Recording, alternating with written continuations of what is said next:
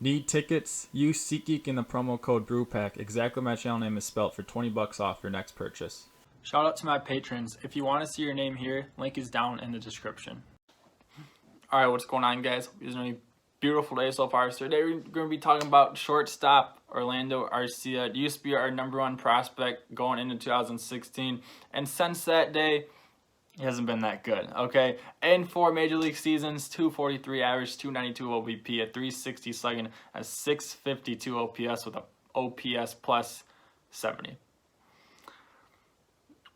Very bad stats, and his defense does not cancel that out. You have other guys like Ozzie Smith where their hitting wasn't that good, but their defense was just that good that they're in the Hall of Fame. Arcia is not there, okay?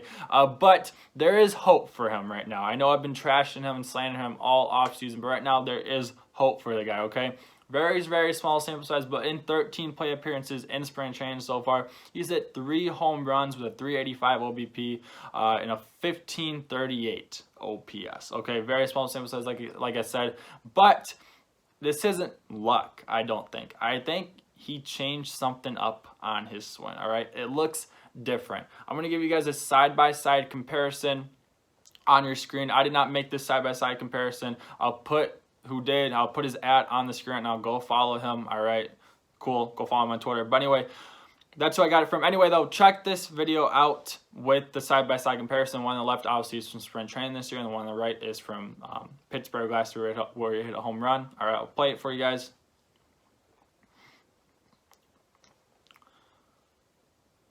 Okay, so it is different. Okay, there is certainly a difference here. I am unfortunately not a major league batting coach. All right, or hitting coach. I wish I was. I wish I could break down every small thing in this swing and tell you what's different. I can break down some of it, but I'm fortunately not a hitting coach. So take everything I'm saying with a grain of salt. Okay, the bad thing I wanted to point out still. Okay, something I still didn't like is that what I was taught, okay, again, I'm not a professional here, I'm not a hitting coach, but what I was taught is to never step with your back foot. I'm not saying you have to squash the bug like you're taught in middle school, but you're never supposed to step with your back foot. And there's probably examples of Yelich doing this. I'm going to look like a clown. That's fine.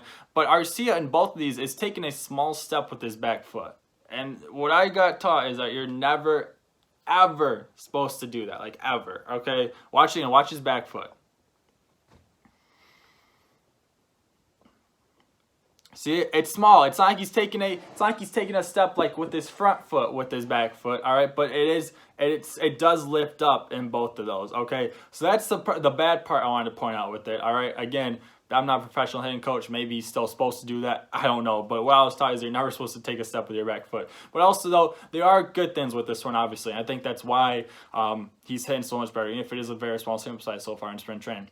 You can see it. He looks more calm. He doesn't look like he's trying to dominate the ball as much or whatever you want to say. He looks like he's just trying to hit it. All right, I know he hit a home run in both of them, and that's fine. I think what some people tell you is that you hit more home runs when you're not trying to hit home runs. Does that make sense? Like, you're just trying to put the nice swing on the bat, and sometimes it goes for it. The guys that, say a Carlos Gomez swing, what he used to do is swing literally as hard as he possibly could. He'd go on his knee, his helmet would fall off. You know why he swung and missed most of the time? Because he was trying to hit 800 feet, and it didn't work most of the time. Every now and then it went out, but most of the time it didn't.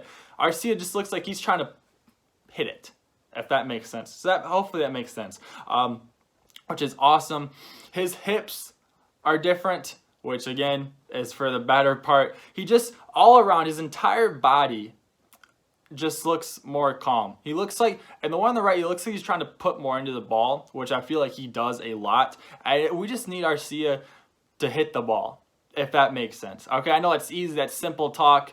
It's a lot easier to say than do. But Arcia, a lot of the time, he tries to pull the ball from 2016, 2019. Tries to pull the ball. He tries to hit the ball as far as he can, and that's just not his job. To me, he just needs to slap the ball on the right. Obviously, if it's a home run, that's awesome. I'm not gonna be mad at you for that. But what Arcia needs to do is just put the ball in play. He's an 8-spot hitter and 8-hole hitter. It's cool. What's his job? To get on base. To me, his job is the exact same as a leadoff guy. As long as there's as long as there's 1 or no outs there, get on base. Because you have the pitcher up next, all right? As long as there's not a DH in the National League, his job is to punt him over. If he gets on base, you're on first with, say, 1 out, right?